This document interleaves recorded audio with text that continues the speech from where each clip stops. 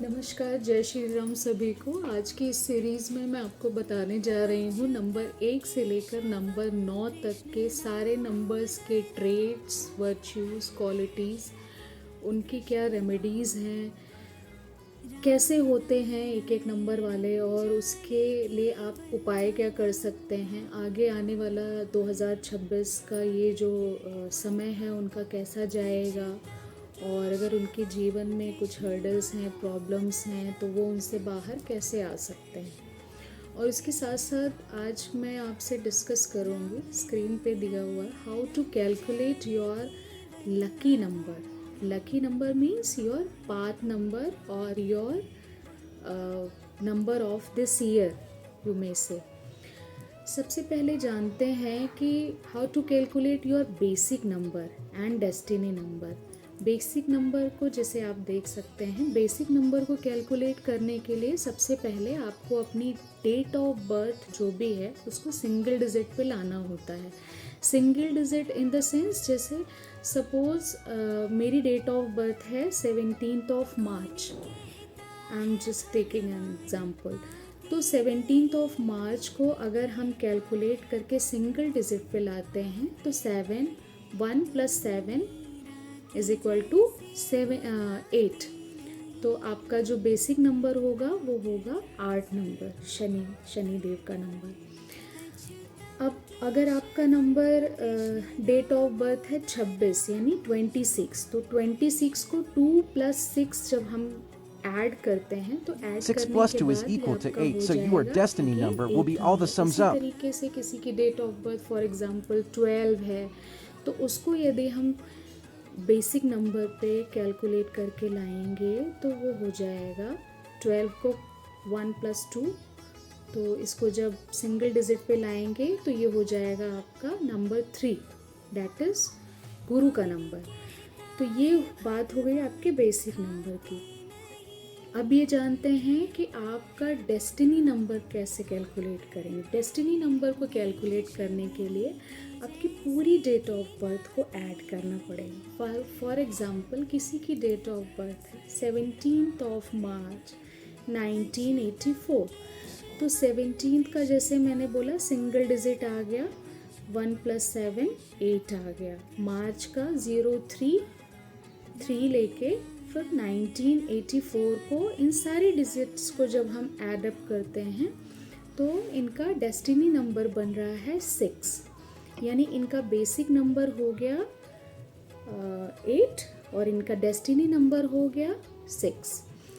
तो अब जिसका भी बेसिक नंबर सपोज इनका बेसिक नंबर जैसे 8 है, इनका डेस्टिनी नंबर 6 है, तो इनके पास दोनों की ही क्वालिटीज़ रहेंगी। कहने का मतलब ये है कि ये बहुत ही मेहनती होंगे शनिदेव की तरह, है ना। इनके जीवन में कुछ भी बहुत इजीली नहीं मिलेगा इनको। उसके लिए लोग अगर थोड़ी मेहनत करके कुछ मिलता होगा तो इनको उसके लिए भरपूर प्रयास करना पड़ेगा। बहुत अथक मेहनत के बाद इनको कुछ हासिल होगा। लेकिन जब इनको जीवन में कुछ हासिल होगा तो दुनिया इनको सलाम ठोकेगी। इसलिए क्योंकि शनिदेव जब देने पर आते हैं तो as we all know there is no limit. Shanidev का जो नंबर होता है दैट इज़ इनफाइनाइट, तो वो अनंत होता है, उसका कोई ना आदि है ना अंत है, वो अनंत है। तो थोड़ा सा हार्ड वर्क तो करवाते हैं शनिदेव, लेकिन वो अनंत होते हैं। इसीलिए इनका शायद जो डेस्टिनी नंबर है दैट इज़ 6, यानी इनके जीवन में एक समय ऐसा आएगा कि इनको बहुत लग्जरी, सुख सुविधाएं, सब कुछ मिलेगा इनको अपने जीवन में। इनको कभी किसी चीज़ की कोई कमी नहीं होगी। ये तो रही एक एग्जाम्पल की बात कि how to calculate your basic and destiny number. Now come to the कि how to calculate your path number, life path number, और how to calculate your lucky number, you can say number of this year. Number of this year निकालने के लिए आपका जो basic number है, suppose जिनका मैंने एग्ज़ाम्पल लिया था 1717, इनका बेसिक नंबर हो गया। इसमें आपको मंथ और ऐड करके ईयर की जगह पे जो भी इनका बर्थ ऑफ ईयर है उसको रिप्लेस कर देंगे हम दिस ईयर से। दिस ईयर मीन्स 2026 से हम इनके जो नेचुरल ईयर है उसको हम रिप्लेस कर देंगे। तो आफ्टर रिप्लेसिंग दैट ईयर इनका जो नंबर हो जाएगा दैट इज़ 1717 यानी 8 + 3 11 11 + 1 2026 को सिंगल डिजिट पे ले आएंगे तो इट विल बी 1। सूर्य का साल है एज वी ऑल नो। तो इसको जब ऐड करेंगे तो ये हमें इनका जो मतलब नंबर ऑफ दिस ईयर मिलेगा, इनका लकी नंबर इस ईयर के लिए वो गुरु का नंबर आ रहा है। और गुरु का नंबर आप सबको पता है कि कितना पवित्र होता है। अगर इन्होंने इस साल किसी को भूले से भी कोई सलाह दी तो अगर उस व्यक्ति ने इनकी सलाह मान ली, क्योंकि जो गुरु होता है वो हर चीज़ में गुरु होता है। हम गुरुओं के पास क्यों जाते हैं? हम गुरु के पास जाते हैं सलाह लेने के लिए, गाइडेंस के लिए। और गुरु जो हमें गाइडेंस देता है वो दुनिया में सबसे अलग होता है, उसमें कोई भी इफ़ एंड बट नहीं होता। तो अगर इस साल में इनकी सलाह किसी ने मान ली तो फिर उसके वारे न्यारे हो जाने हैं। मगर दिक्कत ये है कि हम मानते नहीं क्योंकि हम जानते नहीं। तो इसीलिए नॉलेज बहुत बड़ी चीज़ होती है। चलिए, अब हमने देखा कि how to calculate your basic number, your destiny number and number of this year. Now come to the how to number 1 से लेकर नंबर 9 तक के बेसिक ट्रेड्स क्या होते हैं, कैसे होते हैं ये नंबर वाले। नंबर्स का हमारे जीवन पे बहुत गहरा असर होता है। जैसे हमारे नंबर्स होते हैं वो हमारे प्रारब्ध होते हैं, हमारे पिछले जन्म की हमारी कह सकते हैं कि कर्म कमाई होती है। तो हमने जो पास्ट कर्मा में हमने अच्छे कर्म किए हैं तो भी, हमने बुरे कर्म किए हैं तो भी, वो हमारी डेट ऑफ बर्थ में हमको एक तरीके से गॉड गिफ्टेड चीज़ें मिलती हैं। जैसे कुछ नंबर्स, कुछ लोग बोलते हैं कि ये कार्मिक नंबर्स हैं। तो कार्मिक नंबर्स हमें क्यों मिले? कार्मिक नंबर्स मतलब एक तरीके से डेब्ट होता है, कर्ज होता है आपके ऊपर। मतलब आपने कोई अथॉरिटी, अगर आपको लास्ट मतलब जो आपका पिछला जन्म था उसमें आपको कोई अथॉरिटी मिली थी तो उस अथॉरिटी का आपने यूज़ ना करके आपने उसका मिसयूज़ किया है। तो मिसयूज़ किया है तो वो आपके लिए कर्ज बन गया है। तो वो इस जन्म में आपका कार्मिक नंबर बन के आपको भोगने के लिए आपको मिला है कि इस जन्म में आपको गॉड ने एक और चांस दिया है कि आप कैसे उस चीज़ को यूटिलाइज करके और उस कार्मिक डेब्ट से आप निजात पा सकते हैं। चलिए जानते हैं, शुरू करते हैं। सबसे पहले नंबर 1 के बारे में। नंबर 1 जैसे कहते हैं सूर्य का नंबर है। सारे ही ग्रहों का जो राजा होता है, पिताजी, वो हमारे सूर्य भगवान होते हैं। इनसे ऊपर कोई भी ग्रह नहीं होता। और जिसके कुंडली में सूर्य ग्रह अच्छी पोजीशन में होता है, बलिष्ठ होता है, पॉजिटिव होता है, उसको हमेशा एक हायर अथॉरिटी मिलती है। चाहे वो आपकी पर्सनल लाइफ हो, प्रोफेशनल लाइफ हो, वो हमेशा एक सितारे की तरह चमकता रहता है। लीडरशिप क्वालिटी होती है इनमें, कूट कूट के भरी होती है। बॉर्न लीडर्स होते हैं। इनके ट्रेड्स में ये भी आता है कि अगर कोई व्यक्ति इनके पास हेल्प के लिए आएगा तो he will be always ready to help them out. मतलब एक राजा की तरह इनके सारे ट्रेड्स होंगे। अब राजा की तरह तो होंगे, लेकिन राजा में कभी कभी थोड़ा सा एक इगोइस्टिक नेचर भी आ जाता है। ये कभी किसी के प्रभाव में नहीं रहते हैं। जैसे कोई चाहे अगर इनको एक राजा को डोमिनेट कर ले तो डोमिनेशन ये बिल्कुल इनसे बर्दाश्त नहीं होता है। They cannot handle domination at all. So अगर किसी के नंबर में नंबर 1 है और वो राजा की तरह अगर आपको दिख रहा है तो बी केयरफुल, उससे कभी भी आप लड़ झगड़ के तो बिल्कुल भी आप उससे जीत नहीं सकते हैं। Now come to the number 2। Number 2, जैसे ये चंद्रमा से रूल होते हैं, तो चंद्रमा से जो अगर इनकी रूलिंग बॉडी चंद्रमा है तो इनका नेचर भी वैसे ही होगा, बहुत सॉफ्ट स्पोकन होंगे, बहुत ही मदरली, इनके जो है इनका नेचर बहुत मातृत्व से भरा होगा। मातृत्व से मतलब बहुत ही लविंग, केयरिंग, बहुत ही सिंपल लिविंग तो नहीं कह सकते, बट बहुत ही सॉफ्ट हार्टेड होंगे। बहुत ही जल्दी इमोशनल हो जाते हैं, किसी के दुख को, दर्द को देख के बहुत ही जल्दी द्रवित हो जाएंगे ऐसे लोग। ऐसे लोगों को मतलब ये हमेशा चमकते रहते हैं। चमकते मतलब जैसे चंद्रमा, सूर्य के बाद चंद्रमा का नंबर आता है, वो हमेशा चमकता रहता है, हमेशा लाइमलाइट में रहेंगे, हमेशा ग्लैमरस रहेंगे, दिखने में बहुत अट्रैक्टिव, बहुत सुंदर रहेंगे ये। और हाँ, अगर इनकी कुंडली में कोई भी सपोर्टिव नंबर स्ट्रॉन्ग नहीं है तो कभी कभी ऐसे लोग इतने डिमोरलाइज हो जाते हैं, इतने नर्वस हो जाते हैं कि they need counsellors, they need any guiding force who can help them out, otherwise they can attempt suicide too. So अगर आपके आसपास कोई ऐसा व्यक्ति है जो चंद्रमा से रूल हो रहा है तो आप थोड़ा सा उनको केयर, थोड़ा सा उनका उत्साहवर्धन ज़रूर करिए। अब बात आती है नंबर 3 की। नंबर 3 मैं थोड़ा सा आपको पहले भी बता चुकी हूँ। जो लोग गुरु के नंबर से रूल होते हैं, ऐसे लोग कंसल्टेंट टाइप के होते हैं, हमेशा रेडीमेड इनके पास सलाह होती है, सजेशंस होते हैं, अच्छे अच्छे गाइडेंस होते हैं, और बिलीव मी इनके गाइडेंस आपको हमेशा लेना चाहिए। जिसकी भी डेट ऑफ बर्थ 30, 12 ये जिसको भी ऐड करके 3 आए तो ये जो है गुरु के नंबर से रूल होते हैं। ये नंबर बहुत ही पवित्र होता है। ऐसे लोगों को हमेशा नॉन वेज, मांस, मदिरा, इन सब चीज़ों से दूरी बना के रखेंगे तो ये लोग हमेशा टॉप पे रहेंगे। अब बात आती है नंबर 4 की। नंबर 4 ऐसे तो राहु का नंबर होता है, तो राहु की हाफ बॉडी होती है, मगर ये लोग रिसर्च फील्ड में ये लोग बहुत ही, they are very systematic sort of personality, मतलब इनको हर चीज़ को ऑर्गेनाइज रखने का एक वे पता होता है। और दूसरी चीज़ ये है कि ये किसी भी चीज़ की स्टडी इन डेप्थ जाके करते हैं, मतलब most of researchers, IITians, they are, their ruling body is number 4।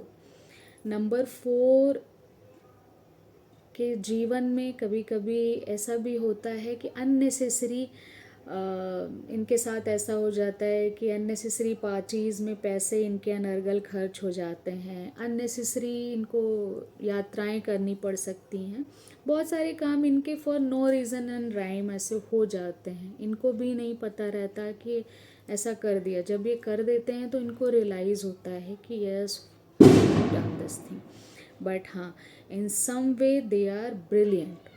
Now come to the number 5. If I talk about number 5, they are brilliant, born genius, calculative mind होते हैं, all the time इनके दिमाग में सिर्फ और सिर्फ calculations चलती हैं। कैलकुलेशंस की वजह से I would recommend whomsoever is ruling from the number 5, तो बुध का नंबर होता है, आपको भी पता है कि इनके जीवन में पैसा तो बहुत होता है, बट चूंकि इतने कैलकुलेटिव होते हैं कि अपने दिमाग को समटाइम्स ये जो है मॉनिटर नहीं कर पाते हैं। उसका रीज़न ये है कि इनके हेल्थ इश्यूज़ आ जाते हैं कभी कभी। इसीलिए मुझे ऐसा लगता है जो लोग नंबर 5 से रूल होते हैं उनको हमेशा ही अपनी जो हॉबीज़ हैं उन पे थोड़ा सा टाइम ज़रूर देना चाहिए, क्योंकि अगर वो अपने हॉबीज़ पे टाइम देंगे तो थोड़ी देर के लिए उनका दिमाग सेटल होगा, शांत होगा। नंबर 5 से जो लोग रूल होते हैं, अगर बुध बहुत अच्छी कंडीशन में है तो हमेशा वो बैंकिंग सेक्टर्स में आपको देखने को मिलेंगे और पैसा बहुत रहता है इनके पास। बस इनकी कुंडली में बुध की अच्छी कंडीशन होनी चाहिए। इसके बाद आते हैं नंबर 6। नंबर 6 से जो लोग रूल होते हैं तो साक्षात लक्ष्मी जी का नंबर है। हेल्थ वेल्थ इनको बॉर्न मिली होती है। ये ऐसे चांदी का चम्मच लेके पैदा होते हैं। इनके घर में जब ये पैदा होते हैं जभी से इनके राजसी ठाट, मतलब इनको जीवन में हर चीज़ मिलती है सजी सजाई। इट डिपेंड्स कि how they carry all the things.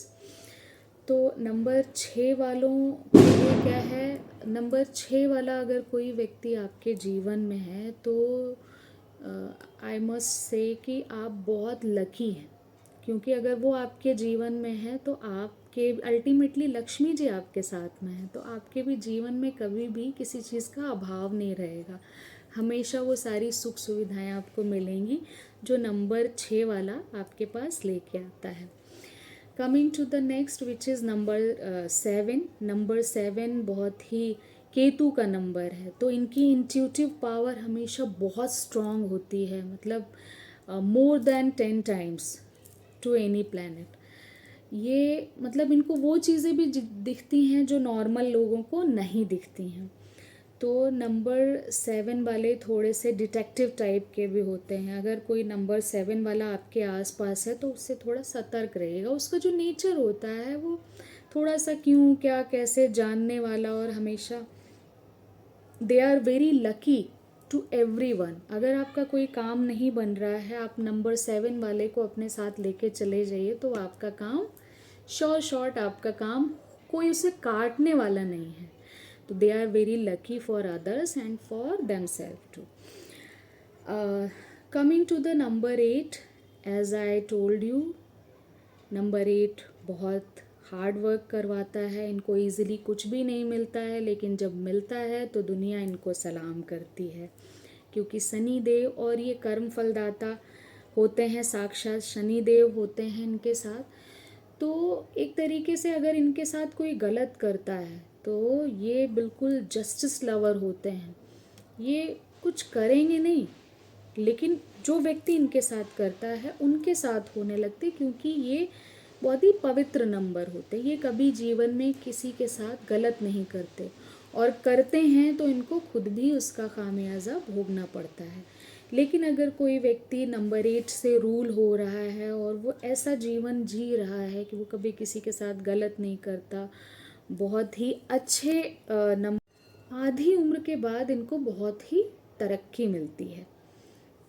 अब आते हैं नंबर 9 के ऊपर। नंबर 9, जैसा कि आपको पता है, मंगल ग्रह का प्रभाव होता है, तो they will be very energetic. जितने भी जिम यहाँ वहाँ जो ट्रेनर्स होंगे, जो भी योगा कोचेस होंगे, जो भी सेल्स में जितने भी पर्सन होंगे, वो maximum max to max they will be ruling from the number 9। बहुत ही बिल्कुल, जैसे आपको पता है मंगल जो ग्रह होता है वो बिल्कुल तड़कता भड़कता आग के गोले जैसा होता है, तो इनके चेहरे पे भी अलग सा तेज होता है, और जिसके ऊपर ये हाथ रख देते हैं तो उसका मंगल ही मंगल होता है। तो ये रहे 1 to 9 सारे ट्रेट्स। नेक्स्ट वीडियो में मिलते हैं। अगर आपको कंसल्टेशन चाहिए तो स्क्रीन पे नंबर फ्लैश हो रहे हैं, इस पे आप अपनी पर्सनल कंसल्टेशन के लिए मुझसे कांटेक्ट कर सकते हैं। अगले वीडियो में मिलते हैं कुछ नया कुछ स्पेशल लेके आपके लिए। Thank you so much. क्योंकि आज की सीरीज़ में मैं आपको बहुत ही अच्छे उपाय बताने जा रही हूँ। उससे पहले मैं नंबर लास्ट टाइम जो मैंने अपनी सीरीज़ आपके साथ शेयर की थी, that was based on traits qualities of from number 1 to number 9. Today I am going to discuss according to numbers planets आपको कौन सा प्रोफेशन चूज़ करना चाहिए, और उसके बाद लास्ट में आप वीडियो पूरा देखिएगा, क्योंकि लास्ट में मैं आपको कुछ रेमेडीज़ बताने वाली हूँ एक एक नंबर के अकॉर्डिंग। और दिस शिवरात्रि आपको रात में सोने से पहले ये ज़रूर करना है, इसका बहुत ही डिफरेंट इफेक्ट होता है। तो वीडियो ध्यान से देखिएगा। चलिए बात करते हैं हम सबसे पहले नंबर 1। नंबर 1 वाले जो होते हैं वो बिल्कुल राजा की तरह होते हैं। तो ये आपका बिजनेस और जॉब दोनों में ही ये सक्सेसफुल होते हैं। तो दे कैन ऑप्ट रियल स्टेट में भी ये अपना अच्छा भविष्य निर्माण कर सकते हैं। उनको अथॉरिटेटिव प्रोफाइल ज़्यादा सूट करती है। अथॉरिटेटिव मतलब सपोज किसी भी कंपनी में दे will B bank manager, they will B district manager, area manager sort of profile, मतलब हमेशा ये एक राजा की तरह ही, और इनको प्रोफाइल्स भी ऐसे ही मिलेंगी, मतलब गवर्निंग या रूलिंग या अथॉरिटेटिव टाइप ऑफ। नंबर 2 वाले जो होते हैं वो अगर चूँकि चंद्रमा का नंबर होता है, अगर आप इंडस्ट्री में देखेंगे तो हमारे जितने भी फिल्म स्टार्स हैं, जितने भी यूट्यूबर्स हैं, उनके कहीं ना कहीं या तो कुंडली में, उनकी ग्रिड में नंबर 2 होता है, या नंबर 6 होता है, या नंबर 7 होता है, अलॉन्ग विद नंबर 5। तो इंडस्ट्री में जाने के लिए, यूट्यूबर बनने के लिए, या कह सकते हैं लाइमलाइट में हमेशा रहने के लिए, ये नंबर आपके पास अगर हैं तो एज ए करियर आप इस चीज़ों को भी चुन सकते हैं। ठीक है, अब बात करते हैं नंबर 3 की। नंबर 3 जो होते हैं वो किसी भी, वो हायर अथॉरिटीज़ में तो होंगे but sort of consultant they will B. Consultants in the sense कि जैसे वो हमेशा सलाह देने का काम करेंगे, जैसे मैं हूँ आपको सलाह दे रही हूँ, एक just like a life coach they will be. अच्छी अच्छी इंडस्ट्रीज में as a counsellors, as a मतलब बहुत ही अच्छी जिसमें वो सलाहकार हों, जिसमें वो नंबर 3 आपके एडवोकेट जो लोग होते हैं उसके लिए भी सपोर्टिव नंबर का काम करता है। उसमें भी डॉक्टर्स भी एक तरीके से कंसल्टेंट ही होते हैं, तो उसके लिए भी they required at least number 3। Number 3 अगर किसी के ग्रिड में है तो उनकी सलाह, instead of not having number 3, those who all are having number 3, they will give to the point consultation in any field. Now come to the number 4. Number 3, ये तो नहीं कहूँगी कि इसके उल्टे होते हैं, बट हाँ ये है थोड़ा सा मतलब उतने ऑर्गेनाइज नहीं होते हैं। हालांकि वो बहुत प्लानिंग करते हैं, कोई भी काम कैसे करना है, रिसर्चर्स होते हैं, किसी भी चीज़ की डेप्थ में जाते जाते बिल्कुल जस्ट लाइक साइंटिस्ट, क्या हुआ, कैसे हुआ, क्यों हुआ, सब कुछ इनको जानना होता है। मगर अल्टीमेटली कभी कभी इनकी लाइफ डिसऑर्गेनाइज्ड होती है, मतलब हैंडल नहीं कर पाते हैं चीज़ों को, प्लानिंग बहुत करते हैं, इनका एग्जीक्यूशन पार्ट उतना अच्छा नहीं होता है। When it comes to execution तो दे विल बी लेट। ऐसे लोग ऑकल्ट की फील्ड में बहुत अच्छे होते हैं, ब्रिलियंट। ऐसे लोग बड़े बड़े साइंटिस्ट होते हैं, ऐसे लोग बड़े बड़े रिसर्चर्स होते हैं, ऐसे लोग आईटी की फील्ड में जाएं, कंप्यूटर से रिलेटेड फील्ड में जाएं तो इनको बहुत अच्छी ग्रोथ मिलती है। अब बात करते हैं नंबर 5 वाले, उनको कौन सा प्रोफेशन चुनना चाहिए। नंबर 5 वाले, पहला तो है बैंकिंग सेक्टर। उनको कहते हैं डेस्टिनी आपको खुद बुला लेती है, डेस्टिनी आपको खुद अट्रैक्ट करती है। तो नंबर 5 वाले बचपन से ही चांदी का चम्मच लेके पैदा होते हैं और उनको हमेशा हर चीज़ें, पैसा तो रहता है उनके घर में भी, और जब वो बड़े होते हैं तो भी उनको ऐसा प्लेस जहाँ पे मनी खुद चल के आती है, तो ऐसे प्लेसेस में वो नॉर्मली जाते हैं। बहुत ही दिमाग से बहुत ही शार्प होते हैं, ब्रिलियंट होते हैं, तो दे can opt any profession, number 5 वाले जिनका बुध अच्छा होता है। बट अगर वो नंबर 5 वाले बैंकिंग सेक्टर में जाते हैं, कॉमर्स की फील्ड में जाते हैं, तो वो ज़्यादा अच्छा कर पाते हैं in comparison to other field. अब बात करते हैं नंबर 6 की। तो नंबर 6 जैसे कि नंबर 6 वाले बिजनेस भी कर सकते हैं, नंबर 6 वाले जॉब में भी अच्छा कर सकते हैं। जॉब में भी अच्छा करेंगे बट उनको थोड़ा सा संभल के जॉब में अपने जो सीनियर अथॉरिटीज़ हैं उनके साथ थोड़ा सा कोप अप करना, क्योंकि नंबर 6 कभी कभी डिस्प्यूट्स भी क्रिएट करता है। नंबर 6 वाला जब कभी बिजनेस में कदम रखता है तो बिजनेस उसके लिए ज़्यादा फ्रूटफुल होता है। उसका रीज़न ये होता है कि उसके ऊपर और कोई रूल करने वाला नहीं होता है। नंबर 6 खुद में ही एक रूलिंग बॉडी होती है, तो इसलिए नंबर 6 वाले को बिजनेस ज़्यादा रास आता है इन कंपैरिजन टू जॉब। और अगर ऐसे कोई डिस्टर्बिंग नंबर्स नहीं हैं, राहु या शनि जो कि उसकी कुंडली में गलत प्रभाव में हैं, तो जॉब में भी वो उनको अच्छे रिजल्ट्स मिलते हैं। बात करते हैं नंबर 7 की। तो number 7 as we all know केतु का नंबर है, तो ऑकल्ट की field they can opt. Occult की फील्ड के अलावा ये एडवोकेट भी बन सकते हैं।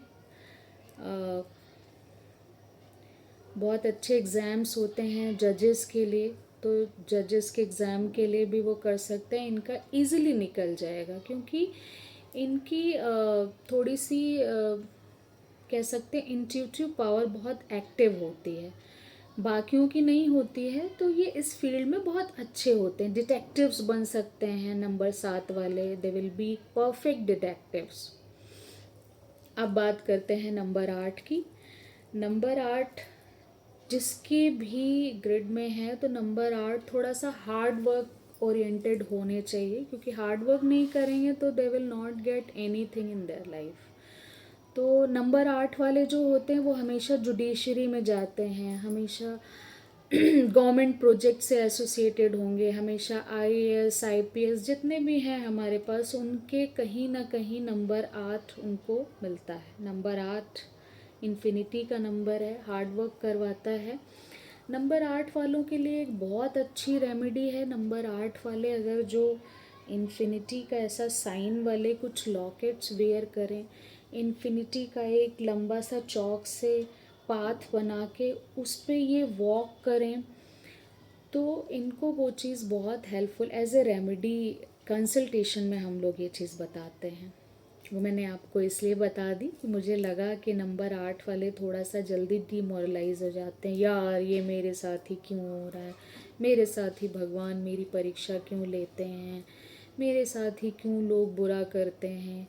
मैंने बहुत सारे नंबर 8 वालों को ऐसा देखा है, वो परेशान रहते हैं हमेशा इस क्वेश्चन से कि मेरे साथ ही ऐसा क्यों। तो इसीलिए मैंने आपको उसमें बता दिया कि नंबर 8 वाले ये कर सकते हैं। बात करते हैं नंबर 9 की। नंबर 9 वालों को ऐसा प्रोफेशन चूज़ करना चाहिए जिसमें हमेशा वो दौड़ते भागते रहें। मतलब वो कहीं भी सिटिंग वाली जॉब उनके लिए कभी भी फ्रूटफुल नहीं रहेगी। अगर उन्होंने सिटिंग वाली जॉब ऑप्ट की तो वो उनके लिए बिल्कुल बेकार है। उनको हमेशा ऐसी जॉब चूज़ करनी चाहिए जिसमें वो हमेशा एनर्जेटिक रहें, जैसे सेल्स की हो गई, दौड़ रहे हैं, भाग रहे हैं, ये कर रहे हैं, वो कर रहे हैं। बिज़नेस भी अगर कर रहे हैं तो बिज़नेस भी ऐसा चुनना चाहिए जिसमें कुछ एक्सरसाइज हो, जैसे योगा सेंटर ओपन कर लिया, कुछ जिम या कुछ ऐसा एक्सरसाइज वाला जिसमें फिज़िकल आपको अपने आप को ज़्यादा थ्रो करना हो, ऐसा कुछ अगर आपने ओपन कर लिया तो बहुत अच्छा है। अब बात करते हैं आज शिवरात्रि को आपको क्या स्पेशल करना है। तो शिवरात्रि वाले दिन रात को 10 बजे के बाद भगवान भोलेनाथ के सामने आपको एक दीपक प्रज्वलित करना है। अगर घी का दीपक है तो बहुत अच्छा, वरना जो भी आपके पास अवेलेबल हो तेल। 4 मुंह वाला दीपक आपको प्रज्वलित करना है उनके सामने। और आपको अपने पूरे घर में नेगेटिविटी हटाने के लिए आपको 3 तेज पत्ते, 3 इलायची, 3 लौंग, 3 काले मिर्च, 3 सिनेमन स्टिक्स, दालचीनी की 3 स्टिक्स, आप उसको टुकड़ों में भी तोड़ सकते हैं। और थोड़ी सी आपको pinch of yellow mustard seeds अगर आपको मिल जाएं, उसको कपूर पे रख के आपको जला देना है। और ईश्वर से ये प्रार्थना करना है कि अगली शिवरात्रि आते आते मेरे घर से सारी नकारात्मक नकारात्मकता दूर हो चुकी है, लक्ष्मी का आगमन हो रहा है और सब कुछ बढ़िया है। Health, wealth, everything is good. ये आपको कामना करते हुए अपने मेन एंट्रेंस से वो धुनी आपको पूरे घर में देनी है और आपको ऐसी फीलिंग लानी है कि हमारे घर में बहुत ही पॉजिटिविटी, हेल्थ, वेल्थ सब कुछ आ रही है, सारी नकारात्मकता चली गई है। Do this remedy and comment में मुझे बताइएगा कि आपने कैसा फील किया, कैसा रहा आपका ये साल। और आई होप सब कुछ बहुत अच्छा रहेगा, क्योंकि इस शिवरात्रि पे बहुत ही अच्छे संयोग बन रहे हैं। तो ये रेमेडी आप करेंगे, सोने से पहले करना है आपको। ठीक है, मिलते हैं Like and किसी और subscribe my में। channel. धन्यवाद।